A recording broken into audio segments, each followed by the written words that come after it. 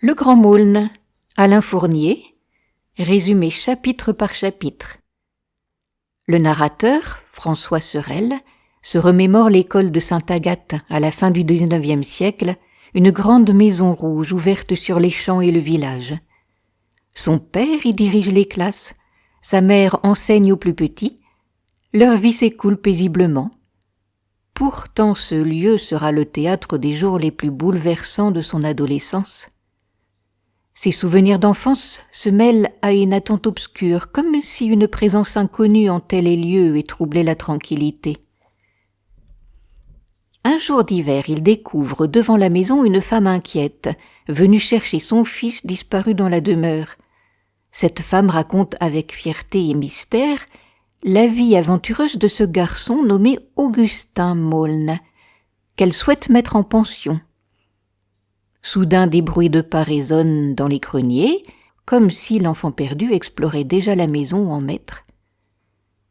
Le garçon apparaît enfin, grand, calme, un peu sauvage et sans explication. Il entraîne le narrateur dans la cour pour allumer des fusées oubliées. Une amitié étrange est en train de naître. Augustin Maulne reste silencieux, déjà enveloppé de mystère.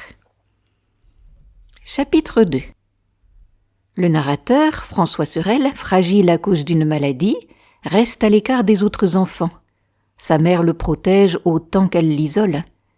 Quand les élèves partent, il reste seul, lisant ou observant sa mère préparer le repas à la lueur tremblante d'une bougie.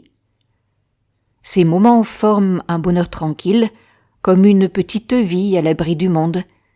Mais l'arrivée d'Augustin Maulne, coïncidant avec sa guérison, bouleverse cet équilibre fragile. Dès lors, l'école ne se vide plus le soir. Les élèves se rassemblent autour de Maulne, fascinés par son autorité mystérieuse.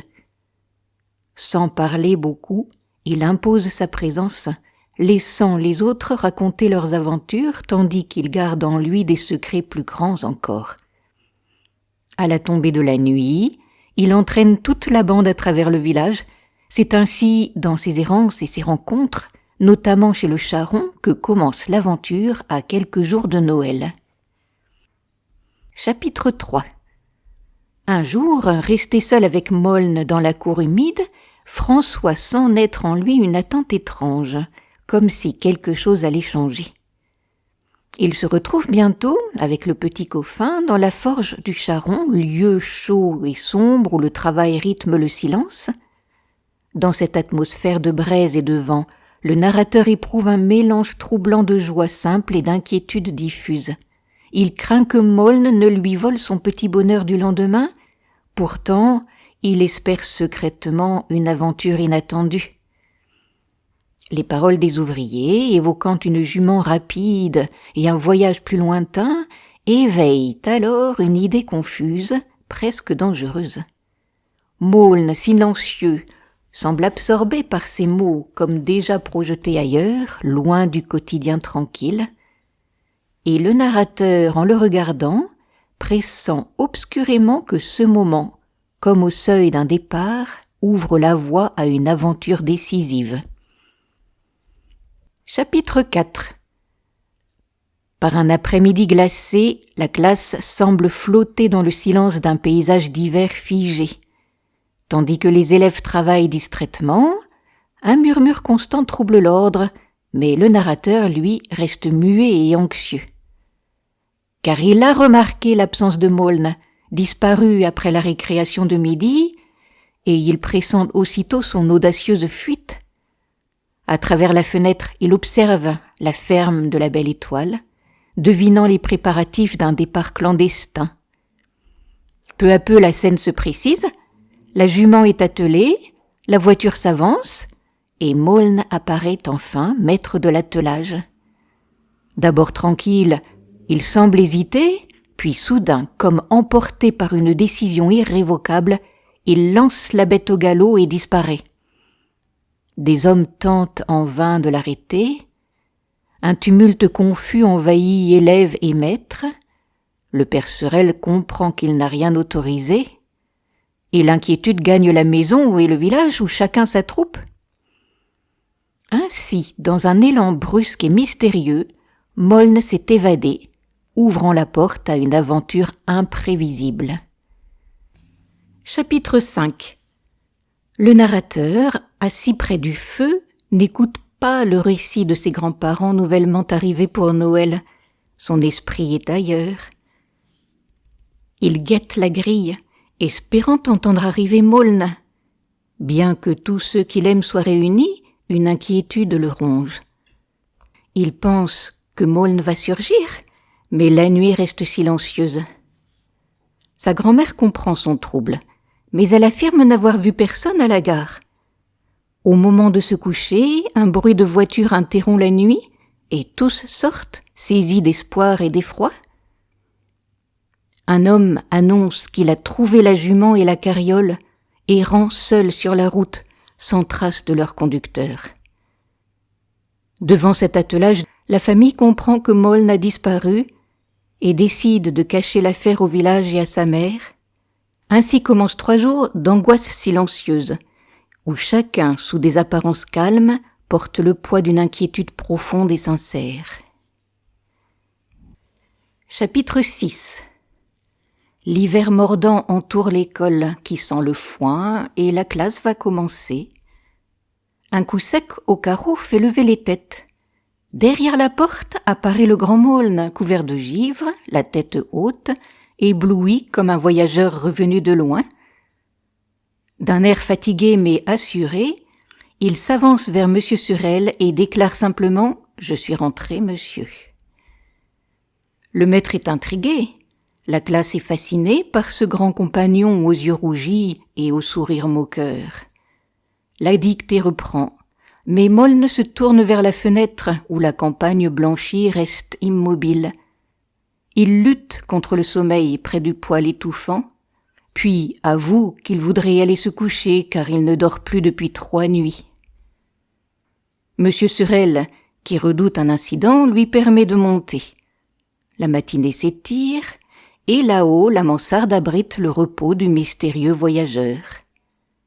Au déjeuner, silencieux, assis devant le feu parmi les grands-parents, tout semble glacé autour de lui.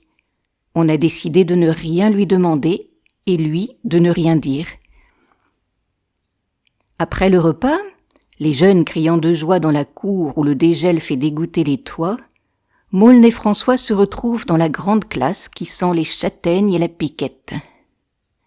Tandis que les autres restent dehors, lui fouille dans le bureau du maître, découvre un atlas et, debout sur l'estrade, se plonge avec passion dans les cartes, comme s'il y cherchait le secret de son voyage et le chemin qu'il a suivi. C'est alors que Jasmin Delouche surgit avec quelques camarades, envahit le poêle et provoque une bagarre où Blues craque et où Moln, déjà à bout de force, finit par les maîtriser jusqu'à ce que l'entrée de M. Sorel fige tout le monde et ramène le grand vagabond, manche déchirée, à la place d'un simple élève penché sur ses leçons. Chapitre 7. Dans la chambre mansardée, François observe Augustin Moln marcher lentement de long en large, et la bougie posée sur la petite table d'osier projette sur le mur son ombre gigantesque. Moln plie soigneusement ses vêtements, et François découvre soudain un étrange gilet de soie, très ouvert, fermé en bas par une rangée de petits boutons de nacre, comme dans les bals de 1830. Nu-tête, il marche en bras de chemise, pantalon trop court et souliers boueux, avec, sur la poitrine, ce gilet de marquis, et dès qu'il le touche, il se trouble, regarde François, puis, pris de scrupules, renfile brusquement vareuse et blouse avant de s'étendre tout habillé et d'éteindre la bougie. Au milieu de la nuit, Moln, capuchon sur la tête, pèlerine au dos, cherche quelque chose au porte-manteau, prêt à repartir dans le noir glacé. François souhaite le suivre, mais Moln affirme que c'est impossible car il ne retrouve pas le chemin sur son plan. Finalement, il renonce à partir et se remet à arpenter la chambre. Pendant plusieurs nuits, il recommence ses hésitations, Le jour, il délaisse les jeux pour tracer sur l'atlas du Cher un mystérieux plan. Un soir, des gamins du bourg provoquent une bagarre et Maulne devient furieux et lance un déluge d'injures. François prend son parti, lié à lui par la promesse qu'il l'emmènera. Bientôt tout le bourg semble ligué contre François et Augustin. Enfin, vers le 15 février, Maulne réveille François à minuit parce qu'il veut partir.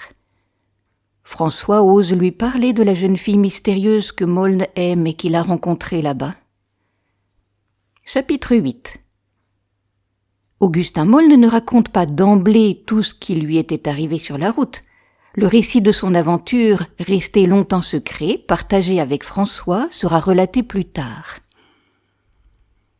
Un jour de grand froid, faisant trotter la jument sur la route de Vierzon, il traverse le bourg désert de la Motte aux heures de classe.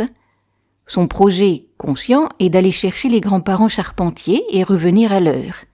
Mais il hésite entre deux routes et prend à gauche, croyant aller à Vierzon à travers une campagne gelée et monotone. Il s'endort un moment sur sa monture, et lorsqu'il reprend conscience, le paysage a changé. Petits prés verts, fossés d'eau sous la glace, chemin étroit et défoncé entre de hautes haies. La nuit est tombée. Maulne souhaite continuer la route vers le village, mais il est perdu. Une autre part de lui se réveille, une part plus secrète qui désirait confusément rompre avec le quotidien, entrer dans l'aventure sans avoir osé se l'avouer. La jument trotte dans le sentier raviné, les branches mortes de la haie se brisent sur les roues avec un bruit sec. Quand il fait tout à fait noir, il pense avec un serrement de cœur à la salle à manger de Sainte-Agathe où tous doivent être réunis. Puis la colère, l'orgueil et enfin la joie profonde de s'être évadé, presque malgré lui, le revigorent. Chapitre 9. La jument ralentit soudain, baisse la tête et s'arrête net, comme si elle sentait le danger de l'eau qui clapote autour de ses pieds. Un ruisseau traverse le chemin, trop fort pour que la glace ne soit formée. Il est trop risqué de continuer. Ainsi Maulne se dresse, perplexe. Entre les branches, une lumière apparaît au loin, celle d'une maison isolée. Maulne descend, rassure la jument, pousse la barrière d'un petit pré, l'herbe molle cédant sous les roues silencieuses. Il conduit la bête jusqu'au bout du pré, une couverture sur le dos, puis décide de rejoindre la maison éclairée. Traversant 3 prés successifs, il franchit un petit ruisseau traître où il manque tomber, puis saute du haut d'un talus et arrive dans la cour d'une maison campagnarde où un chien aboie furieusement. Le volet est ouvert. La seule lumière vient d'un feu de fagot dans la cheminée et une femme s'approche, un bol à la main, sans avoir peur. Maulne, poli, s'installe près du feu, apprend qu'il n'y a presque plus de pain et que le boulanger n'est pas venu ce jour-là. Il découvre alors qu'il est très loin de chez lui, plus loin que prévu. Il s'est perdu, ce qui lui arrache presque un sourire, jusqu'à ce que la femme lui demande s'il est bien du pays. Un paysan âgé arrive, lui offre du lait et du pain, et lui propose de rester couché. Augustin Maulne, rassuré, croit que son étrange aventure s'achève dans cette humble maison, sans savoir qu'il repartira bientôt. Chapitre 10. Dans la nuit, Augustin Maulne remonte péniblement le talus pour retrouver la voiture qu'il a laissée dans le pré. Mais elle a disparu, et il demeure immobile, écoutant en vain le moindre bruit. En examinant les lieux, il découvre la barrière à demi renversée, et comprend que la bête s'est échappée seule. Sur le chemin, il s'embarrasse dans la couverture tombée à terre, ce qui lui révèle la direction de la fuite, et il se met aussitôt à courir. Pris d'un désir panique, il avance dans l'obscurité, trébuche dans les ornières, se heurte aux clôtures et se déchire les mains aux épines. Il s'arrête parfois pour écouter, croit un instant entendre une voiture, mais ce n'est qu'un bruit lointain qui le trompe. Blessé aux genoux et épuisé, il comprend qu'il ne rattrapera pas la jument et décide avec colère de rebrousser chemin. Il retrouve alors les abords de la maison et s'engage dans un sentier, mais dans sa hâte il se trompe de direction et la lumière disparaît. Perdu, il traverse les champs, franchit des clôtures, s'égare davantage encore, jusqu'à ce que la piste se brouille entièrement. Perdu, découragé, il trouve refuge dans une bergerie abandonnée, froide et humide, où il s'étend, accablé de tristesse. Et là, grelottant dans la nuit, il se laisse emporter par le souvenir d'une étrange vision d'enfance, douce et lumineuse, qui lui promet peut-être un réveil merveilleux. Chapitre 11. Au petit jour, Augustin Moln reprend sa marche, mais son genou enflé le fait souffrir, l'obligeant à s'arrêter régulièrement. Il traverse ce paysage de Sologne désert où il n'aperçoit qu'une bergère lointaine qui disparaît sans l'entendre malgré ses appels. Il avance lentement, le soleil d'hiver est clair et glacial, le silence si profond qu'aucun cri d'oiseau ne trouble les marais. L'après-midi, il découvre au loin la flèche d'une tourelle grise et croit à un manoir abandonné, puis s'engage dans une allée bordée de poteaux blancs. Là, sans raison, une joie étrange l'envahit, comme aux veilles de fête d'enfance. Surpris de cette émotion, il hésite à rebrousser chemin, mais remarque que l'allée est balayée comme pour une fête. Il entend alors des groupes d'enfants passer, parlant librement d'une fête qu'ils organisent eux-mêmes, évoquant chevaux, jeux et même une noce attendue. Étonné par ce monde où les enfants semblent faire la loi, il n'ose se montrer, honteux de sa tenue misérable, et s'enfonce dans les sapins. Il découvre une cour encombrée de voitures et pour ne pas être vu, grimpe jusqu'à une fenêtre descellée, par laquelle il pénètre dans une pièce étrange, pleine d'objets précieux et anciens.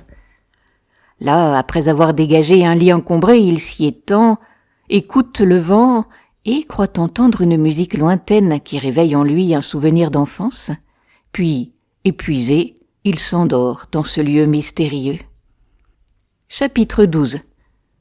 Dans la nuit glacée, Augustin Moln s'éveille, transi, et aperçoit à travers les rideaux de l'alcôve une clarté verte venue de lanternes accrochées à la fenêtre ouverte. Entendant des pas, il se cache. Voit entrer 2 hommes, chargés de préparer la chambre pour la fête.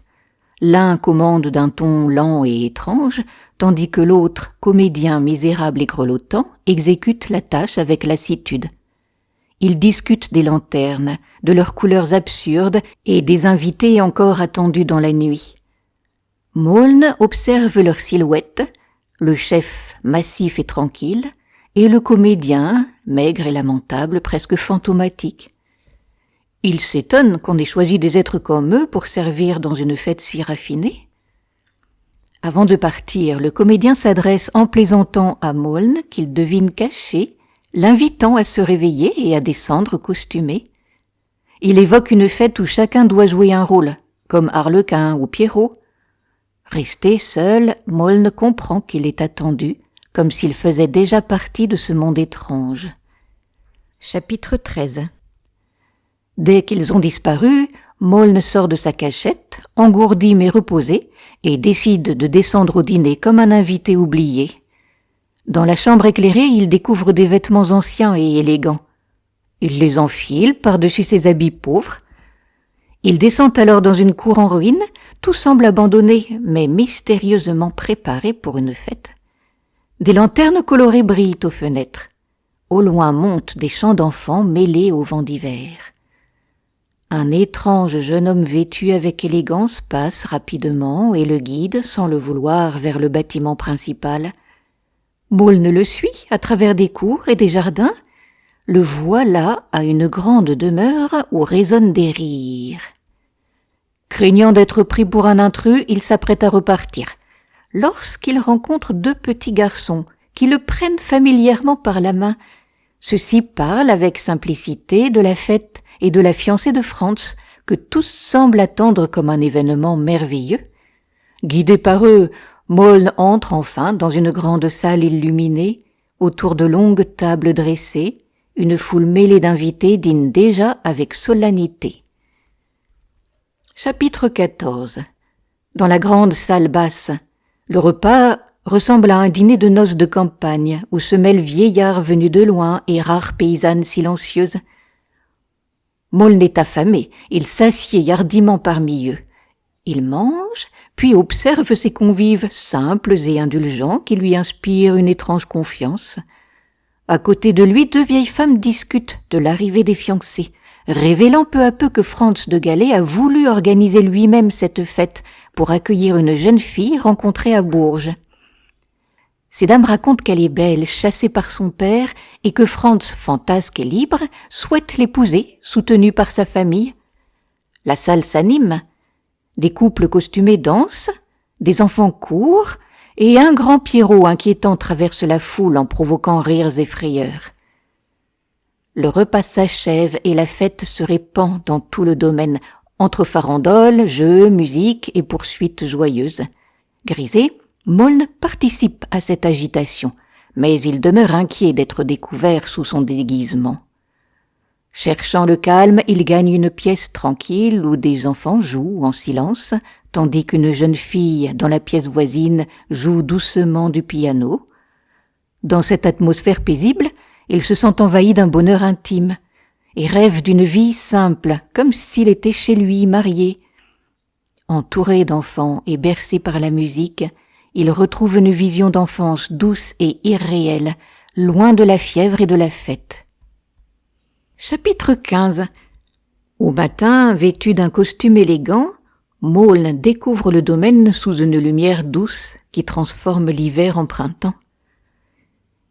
Il erre seul dans la cour et le jardin délabré, observe les lieux désormais paisibles et se sent lui-même changé, comme devenu un héros de roman. Après un passage bref dans la salle à manger, il part vers les étangs, explore les abords mystérieux du domaine. Il aperçoit alors une vieille dame et une jeune fille blonde d'une grande beauté, dont la simplicité contraste avec les déguisements de la veille. Troublé, il les suit jusqu'à l'embarcadère.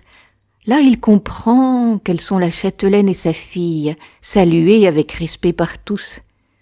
Sur le bateau, il contemple la jeune fille qui le regarde aussi, dans un silence plein d'émotion. Lors de la promenade, il l'aborde maladroitement, puis obtient son pardon. Ils échangent quelques paroles. Elle lui révèle son nom, Yvonne de Galais, et écoute ses aveux avec une douceur mêlée d'inquiétude. Avant de le quitter, elle lui promet qu'il pourra revenir, tout en refusant qu'ils repartent ensemble. De retour au domaine, tandis que la fête s'achève dans des jeux d'enfants et des courses de poneys, l'absence de Franz et de sa fiancée jette soudain une inquiétude silencieuse sur tous les invités. Chapitre 16. À la fin de l'après-midi, Maulne se retrouve seul dans sa chambre, encore bouleversé par les merveilles vécues et attendant la fête du soir. Un vent violent reprend. Une angoisse sourde s'installe en lui, comme à la fin des jours heureux. Pour se rassurer, il range soigneusement la pièce, organise ses vêtements et prépare déjà son départ comme un voyageur. Peu à peu apaisé, il rêve de la jeune fille rencontrée le matin. La nuit tombe sans qu'il s'en rende compte. Une lumière apparaît dans la pièce voisine, où un jeune homme étrange marche avec agitation. Maulne observe alors Franz de Galais, pâle, bouleversé, sifflant pour se donner du courage. Au bord des larmes, Franz lui annonce brutalement que tout est fini, sa fiancée ne viendra pas, la fête doit s'arrêter. Incapable d'expliquer davantage, il sombre dans le désespoir, prépare son départ. En bas, la nouvelle se répand. Les invités quittent précipitamment le domaine dans le désordre d'une fin de noces avortée. Avant de partir, Maulne découvre la lettre de Franz annonçant la disparition de sa fiancée et comprenant que tout s'écroule. Il quitte à son tour ce lieu magique, redevenu sombre et abandonné. Chapitre 17. Dans la nuit, une longue file de voitures quitte le domaine, guidées par des lanternes, dans une atmosphère de fuite et de confusion. Maulne cherche une place pour partir, pressé de ne pas rester seul dans ce lieu désormais inquiétant. Il parvient à monter dans une vieille voiture où dorment 2 enfants, tandis que les derniers invités s'éloignent. À travers la vitre, il tente de revoir une dernière fois le domaine et les chemins mystérieux qu'il avait parcourus. La voiture s'enfonce dans la forêt sombre. Maulne espère encore apercevoir Franz. Soudain, un éclair et une détonation retentissent dans le bois, provoquant la panique des chevaux lancés au galop. Dans la confusion, Maulne aperçoit un Pierrot affolé portant un corps inerte dans les bras avant que tout ne disparaisse. Incapable de comprendre ce qu'il a vu, isolé et épuisé, il sombre dans le sommeil. À l'aube, on le réveille en pleine route, puis on le laisse près de Sainte-Agathe, encore engourdi et désorienté. Il reprend alors seul le chemin, quittant définitivement l'univers magique de la fête, désormais réduit à un souvenir mystérieux et troublant. C'est la fin de la première partie. Deuxième partie, chapitre 1. Pendant tout l'hiver, le froid, la neige et les journées trop courtes empêchent Maulne et François de reprendre leur recherche de ce qu'ils appellent le pays perdu. La vie à l'école devient triste et monotone. Maulne s'isole des autres élèves. Aux récréations, comme le soir, il erre seul, tandis que François partage cette solitude silencieuse. Les jeudis, il lise et passe le temps sans enthousiasme, comme si l'aventure appartenait déjà au passé. Pourtant, une tension invisible subsiste entre les élèves, divisés en 2 camps depuis le retour de Maulne. Un soir de neige, alors que tout semble calme, des coups violents résonnent soudain au portail. Des groupes inconnus encerclent la maison, crient « Amenez-le !» et mènent une sorte d'attaque organisée et mystérieuse. La famille croit d'abord à une agression, mais comprend vite qu'il s'agit de jeunes gens du village jouant un jeu étrange. L'arrivée du boucher interrompt la scène. Les assaillants disparaissent dans la nuit. Sans hésiter, Maulne décide alors de sortir pour découvrir la vérité derrière cette attaque inquiétante. Chapitre 2. Maulne, François et les adultes sortent dans la neige. Ils aperçoivent 2 silhouettes qui s'enfuient dans la nuit. Augustin se lance à leur poursuite avec François, laissant les adultes derrière eux. Les fuyards les attirent volontairement à travers les ruelles désertes du quartier des Petits Coins. Les voilà dans une impasse, où une bande de garçons surgit pour leur tendre une embuscade. François reconnaît les élèves du cours, mais remarque aussi un chef inconnu qui dirige l'attaque. Une lutte violente s'engage. Augustin Maulne se défend avec force, mais il est finalement maîtrisé et ligoté. Le chef, au visage partiellement bandé, fouille ses poches et il y découvre le plan du domaine mystérieux que Maulne avait soigneusement dessiné. Satisfait, il s'empare du document, puis disparaît avec la bande, laissant les 2 garçons libres mais vaincus.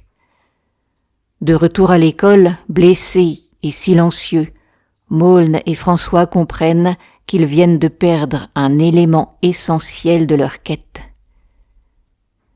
Chapitre 3. Au matin, Maulne arrive en retard et découvre à sa place le bohémien blessé de la veille, devenu élève pour détourner les soupçons qui émerveillent la classe avec ses objets et ses récits, au point de séduire jusqu'au maître. Pendant ce temps, Maulne, à l'écart, reste méfiant et sombre.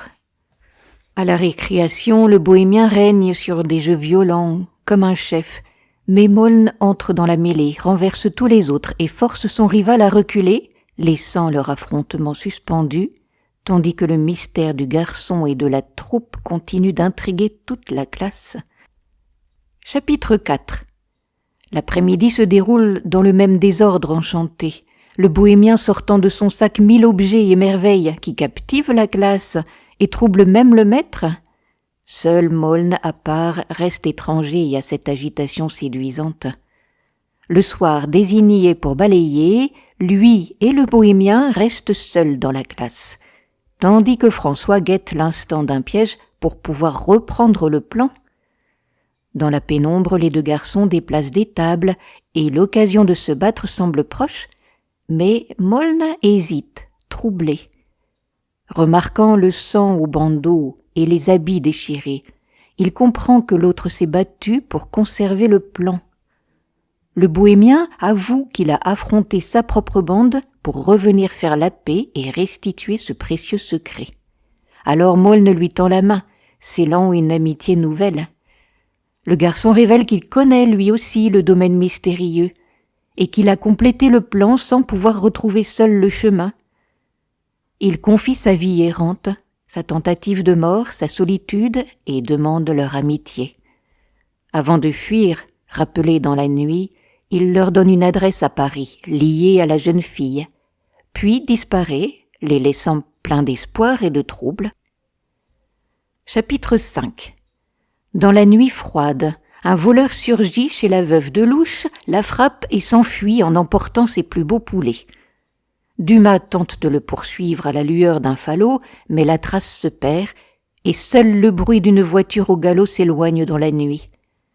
Jasmin de Louche, parcourant le bourg, entend lui aussi ce bruit lointain et cherche d'autres suspects. Près de la roulotte des Bohémiens, il surprend Ganache, affolé, qui parle d'un compagnon blessé et d'une sœur qu'il est allé chercher.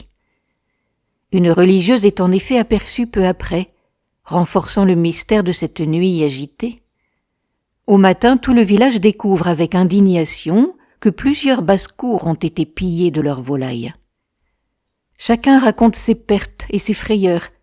L'agitation gagne toutes les maisons. Jasmin rapporte son aventure en classe. Le soupçon grandit lorsqu'on remarque que Ganache porte des espadrilles comme le voleur, et l'on songe à prévenir les gendarmes. Pendant ce temps, le jeune bohémien blessé reste invisible, et les enfants inquiets et fascinés rôdent près de la roulotte comme aux portes d'un mystère vivant. Chapitre 6. Avec les jours troublés, sans qu'on s'en aperçoive, le printemps arrive, et une douce brise ranime en Moln et François l'espoir d'un bonheur proche. Moln veut aussitôt reprendre la route du domaine mystérieux, mais François le retient, préférant attendre des jours plus sûrs et le retour du bohémien. À midi, Ganache annonce au tambour une grande représentation pour le soir, excitant l'impatience des garçons. Le soir venu, tout le bourg se rend sous la tente dressée près de l'église, transformée en petit cirque plein d'ombres et de murmures.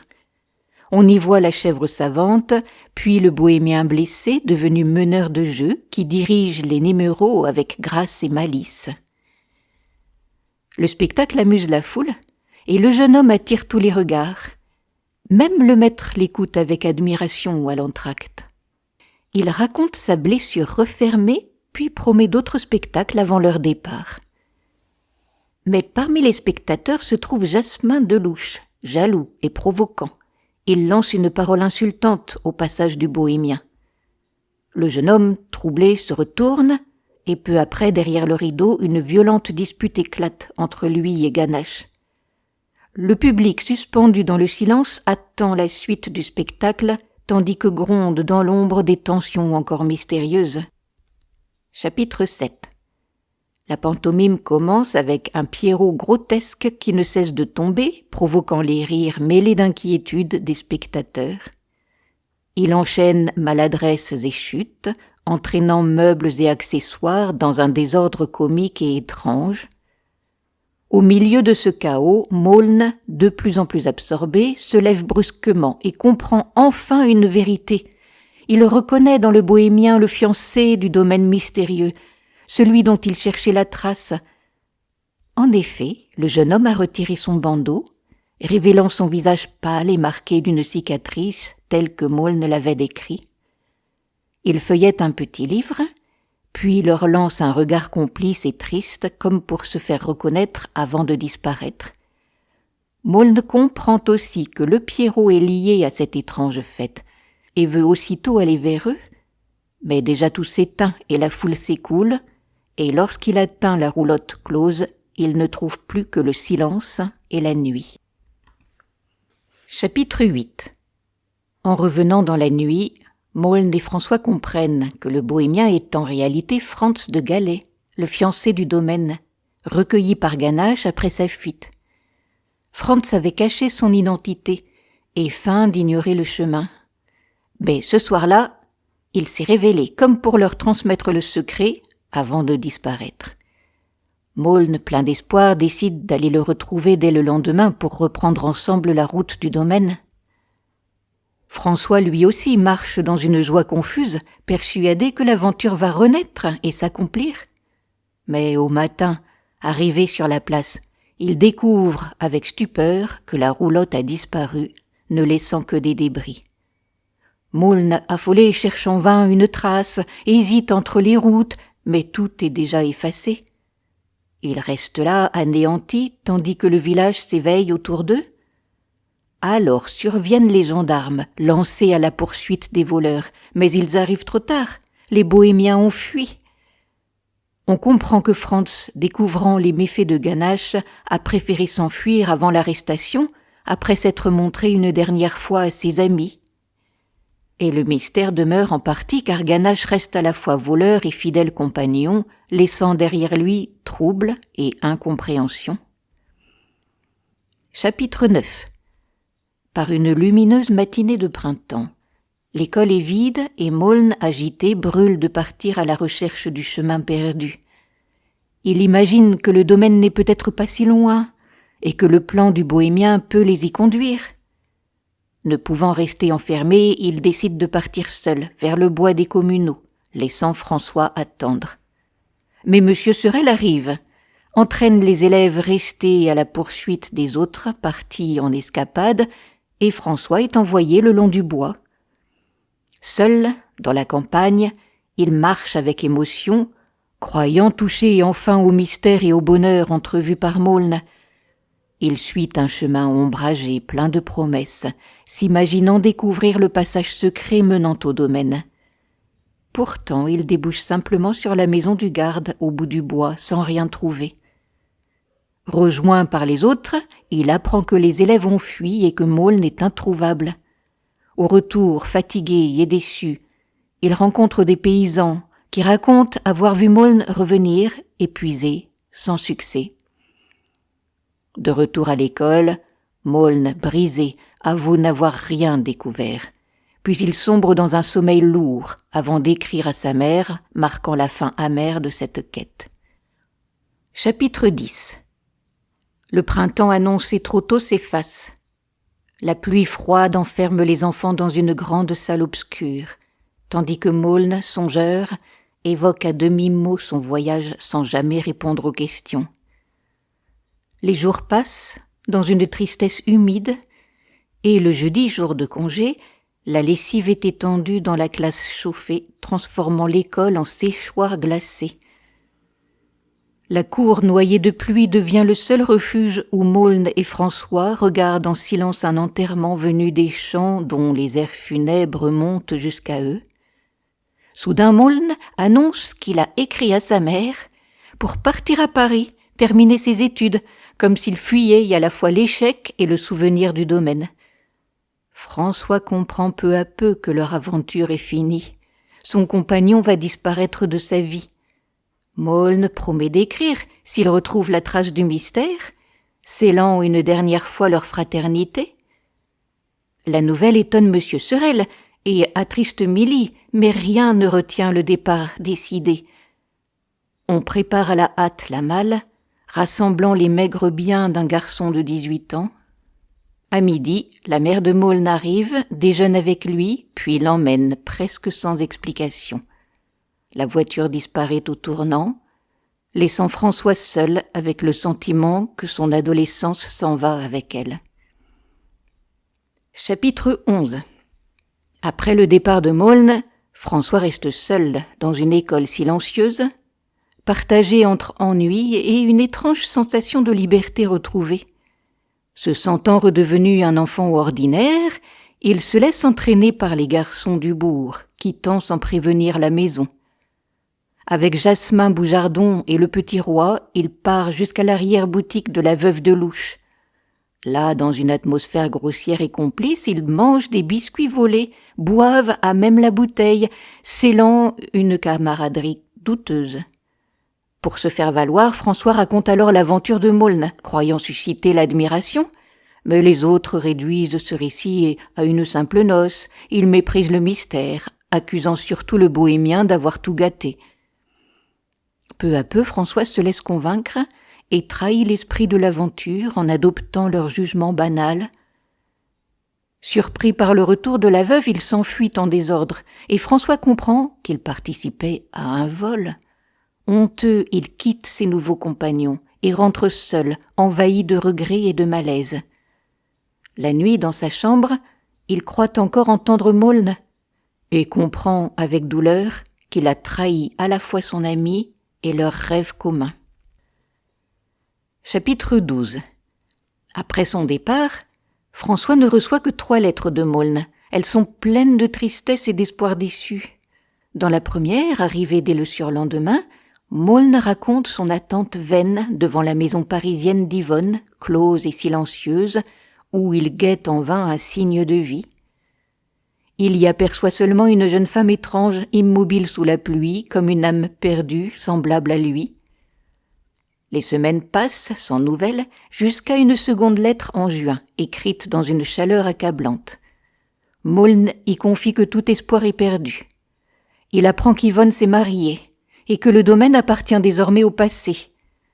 Errant chaque soir, il écoute les bruits de la ville comme un écho de sa solitude et de son amour disparu. Peu à peu, le silence s'installe entre les deux amis, et François sent que Maulne s'éloigne de lui, comme de son ancienne vie. Une dernière lettre arrive à l'automne, où Maulne avoue continuer d'attendre sans croire, prisonnier d'un rêve qu'il ne peut quitter. Il imagine encore retrouver la jeune fille, mais il reconnaît que leur aventure est finie et qu'il n'a plus rien à lui dire. Puis il demande à François de l'oublier, tandis que l'hiver revient, ensevelissant les souvenirs et effaçant jusqu'aux traces de leurs rêves perdus. C'est la fin de la 2e partie. Voici la partie 3. Chapitre 1. François évoque les mauvais drôles du pays, jeunes gens turbulents. Il s'arrête sur le cas de Jasmin de Louche. Garçon fanfaron, un peu dévoyé, mais non sans cœur.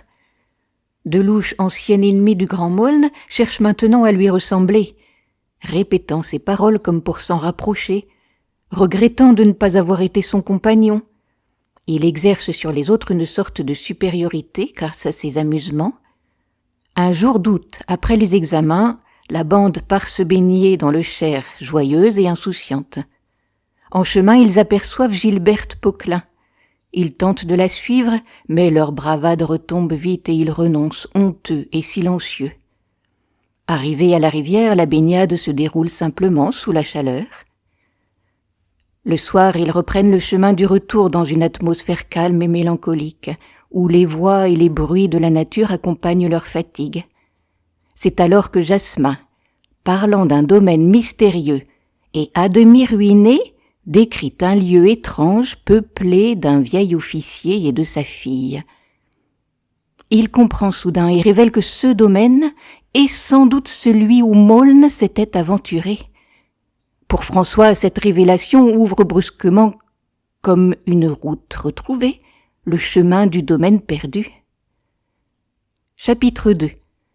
François, jusque-là rêveur et hésitant, devient résolu. Il comprend que dépend de lui la découverte du domaine perdu et le bonheur de Maulne. Il part pour le vieux Nançay, chez son oncle Florentin, décidé à ne rien révéler à son ami tant qu'il ne sera pas sûr de réussir. Ce lieu aimé de son enfance lui apparaît comme un monde foisonnant, le grand magasin plein de marchandises et de vie, et la famille nombreuse qui l'habite. Dans cette atmosphère de travail et de jeux mêlés, entre la cuisine animée et la boutique envahie de clients, François retrouve une joie simple.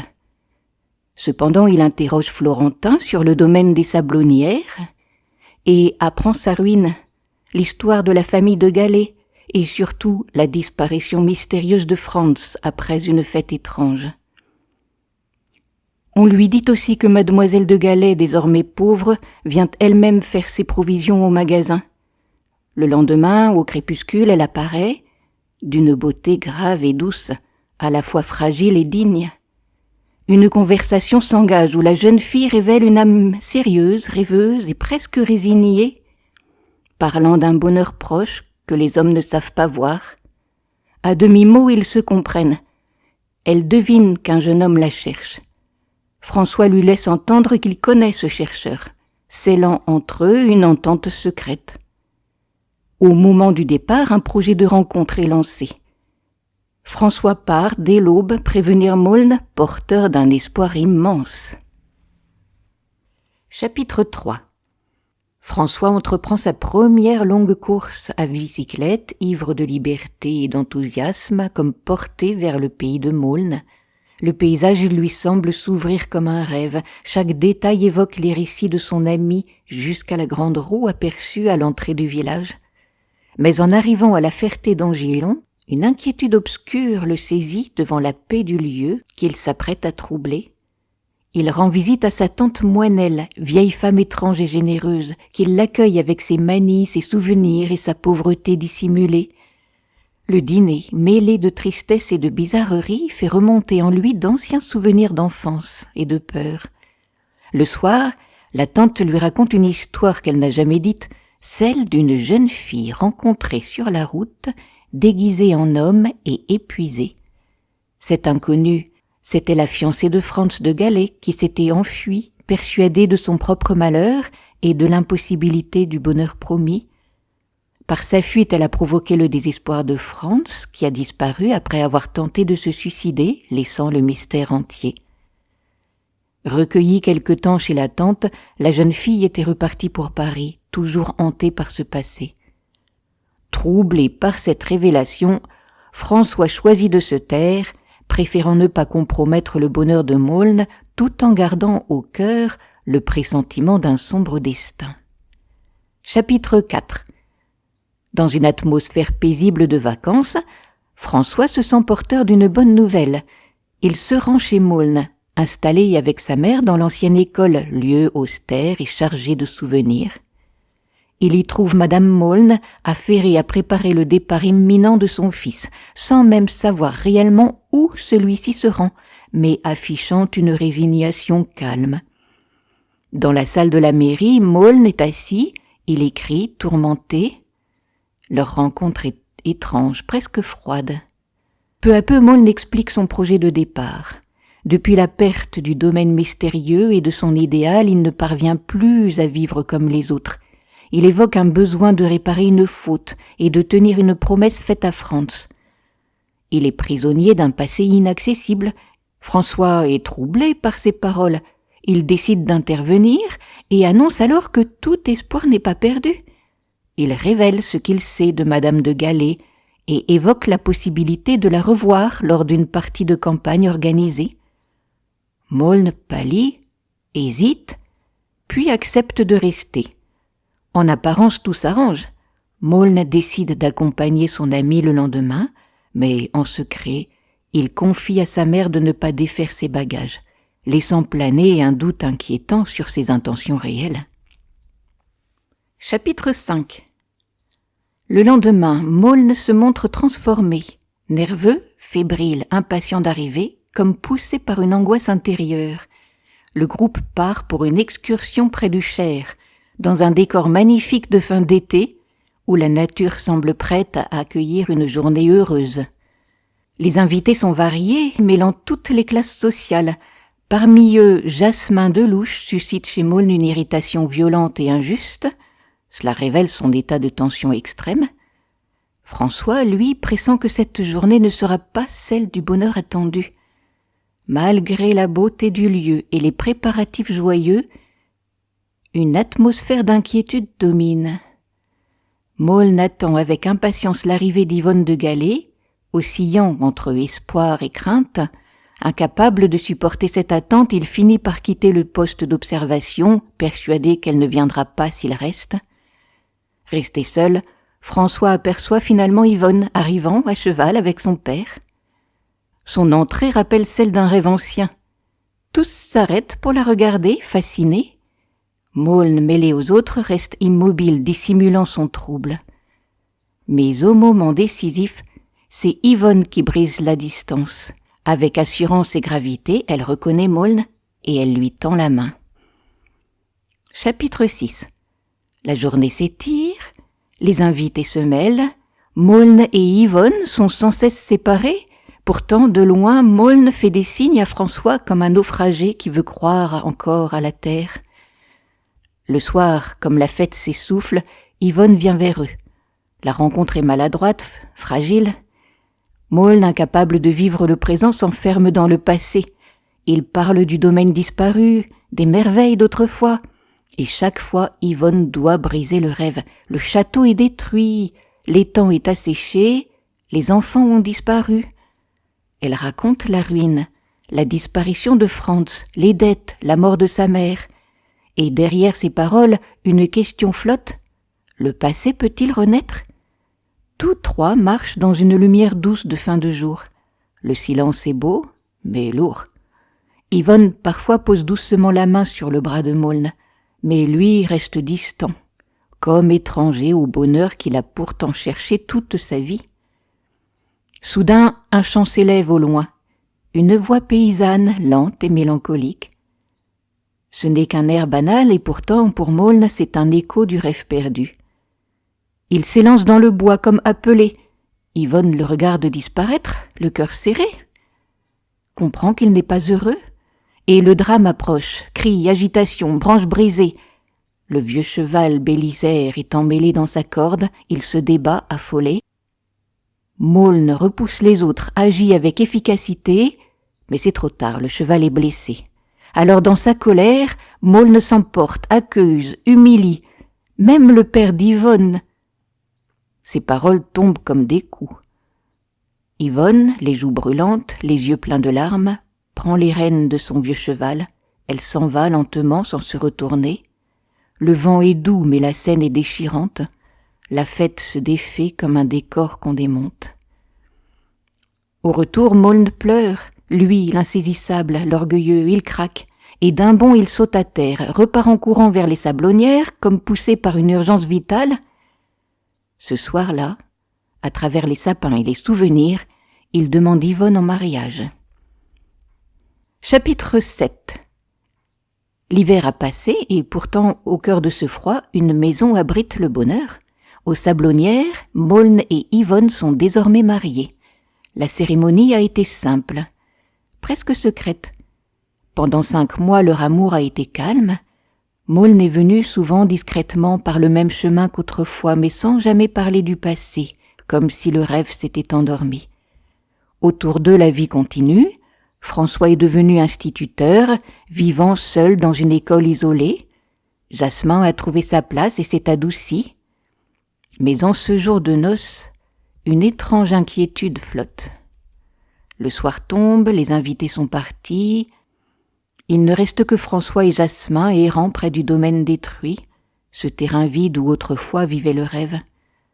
Marchant sans but, comme attirés malgré eux vers la maison. Dans cette maison fermée, une lumière tremble derrière les vitres, et soudain un piano, une musique s'élève portée par le vent.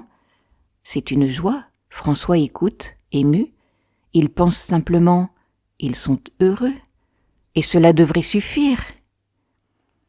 Mais le vent revient, chargé d'une angoisse inexplicable. La maison reste close, comme un secret. Alors Jasmin pose une main sur son épaule, écoute. Et tout bascule dans ce silence tendu, comme si le bonheur retenait son souffle. Chapitre 8. Franz lance un appel dans la sapinière, rappelant un serment d'enfance que François Surel reconnaît aussitôt.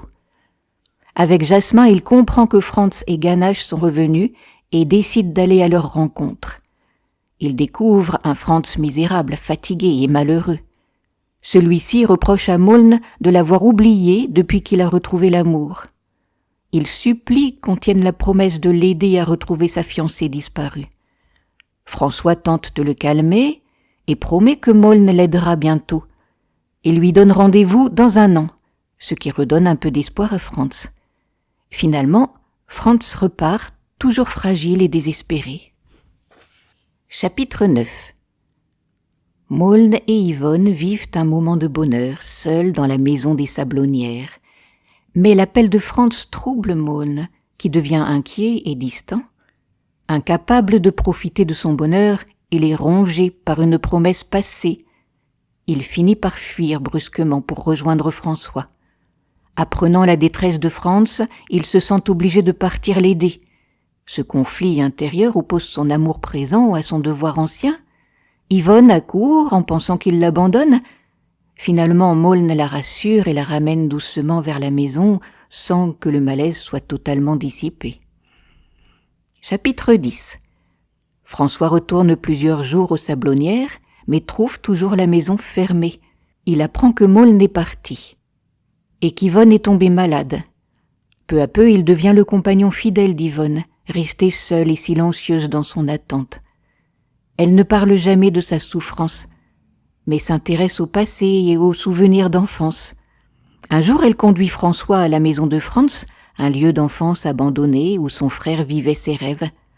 Là, elle révèle sa peine et son attachement à ce passé perdu. Ensemble, ils entretiennent ce lieu comme pour préserver les rêves anciens. Le temps passe dans une attente douce et triste, marquée par l'absence de Maulne. Chapitre 11. Un soir de pluie, François et Yvonne se rencontrent dans le jardin et parlent enfin de Maulne. Yvonne refuse de l'accuser. Elle pense être responsable de son départ. Elle explique qu'elle l'a laissé partir par amour pour qu'il retrouve la paix. Elle reconnaît qu'elle n'a pas su être le bonheur qu'il cherchait. Maulne est parti sans donner de nouvelles, laissant Yvonne dans une attente silencieuse. Malgré la douleur, elle reste douce et fidèle. Tous deux évoquent alors leurs souvenirs de Maulne avec tendresse et nostalgie. Chapitre 12. Une petite fille naît aux Sablonnières après un accouchement très difficile, et elle est blessée à la tête. François vient voir l'enfant et Yvonne, encore vivante mais très affaiblie. Maulne tente de la rassurer. François assiste impuissant à cette scène tragique. En quittant la maison où il espère encore, mais il apprend bientôt qu'Yvonne est morte. Sa mort le plonge dans un profond désespoir. Tout lui paraît désormais vide et sans sens. Lors des funérailles, la maison est silencieuse et marquée par la douleur. Monsieur de Galais est anéanti par le chagrin. François doit porter lui-même le corps d'Yvonne dans l'escalier. Scène éprouvante, ce moment symbolise le poids de la mort et la fin de leurs rêves. Chapitre 13. Après la mort d'Yvonne, la maison reste plongée dans la tristesse, et le vieux monsieur de Galais meurt à son tour durant l'hiver.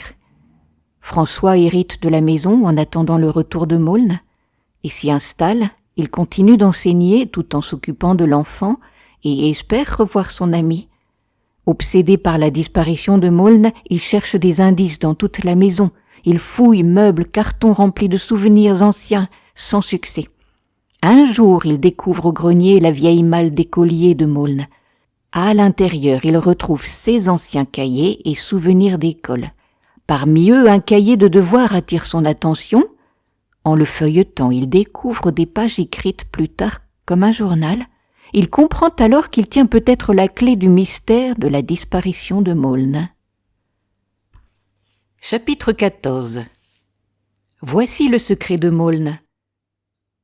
Il rencontre par hasard Valentine Blondeau, sans savoir que c'est elle, la fiancée que recherche Franz. Elle lui confie son histoire en se dépeignant comme instable, ayant abandonné un fiancé qui l'idéalisait trop, tout en avouant l'aimer encore.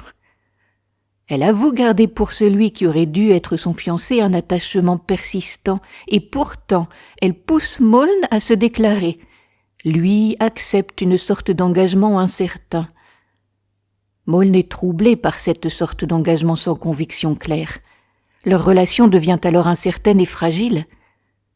Obsédé par son amour perdu, il disparaît parfois, laissant derrière lui des lettres maladroites pour se justifier. Chapitre 15. Le journal intime reprend sur un séjour à la campagne que François reconstitue à partir de notes fragmentaires. À l'auberge, Maulne découvre Valentine endormie et ressent auprès d'elle un bonheur simple et paisible. Elle incarne la compagne d'une vie tranquille qu'il aurait pu souhaiter autrefois. Mais lors d'un dîner à la ferme où ils se font passer pour mari et femme, Maulne éprouve un profond malaise. En appelant Valentine sa femme, il a le sentiment de commettre une faute. Lors d'une promenade, Valentine évoque son ancien fiancé et leurs rêves, ce qui trouble Maulne. Elle lui remet ses lettres qu'il reconnaît aussitôt comme celles de Franz de Galais, son ami disparu. Bouleversé, ayant compris qu'il a pris la fiancée de son ami, il accuse Valentine d'avoir tout détruit. Il la repousse violemment. Elle part en menaçant de retomber dans une vie misérable. Resté seul, Maulne écrit des lettres hésitantes, partagées entre rupture et regret, tandis que l'espoir de retrouver Yvonne s'efface peu à peu. Chapitre 16. Maulne se rend à Bourges chez Valentine, mais apprend par sa mère qu'elle est repartie à Paris sans laisser d'adresse. Il lui écrit alors une lettre violente, répétant qu'elle a accepté elle-même de se perdre. Errant près de la cathédrale, il ressent un malaise profond devant ce lieu indifférent où sa douleur semble perdue. Avant de partir, il revient devant la maison vide de Valentine et médite sur son enfance et sur l'amour perdu. Il prend conscience qu'il a abandonné celle qu'il devait protéger. Son amour devient un remords obsédant. Il décide finalement de la retrouver coûte que coûte, mais reste paralysé jusqu'au jour de son mariage, où le rappel de son ancien serment le pousse à partir. Il quitte aussitôt Yvonne, décidé à réunir Franz et Valentine, laissant son journal comme une confession. Chapitre 17. Épilogue. Le temps passe, sans nouvelles de Maulne ni de Franz, et la maison reste plongée dans la tristesse.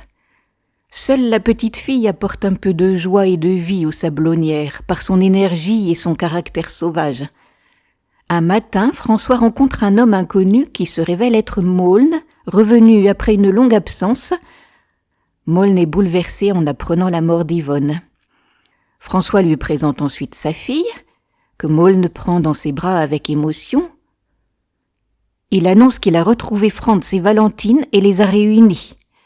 François va les apercevoir installés simplement dans leur nouvelle vie.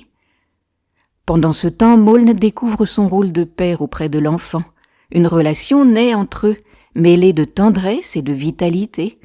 François comprend qu'il va perdre cette dernière joie.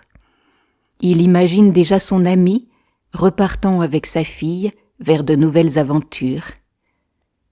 C'était Le Grand Maulne d'Alain Fournier. J'espère que cet audio vous a plu.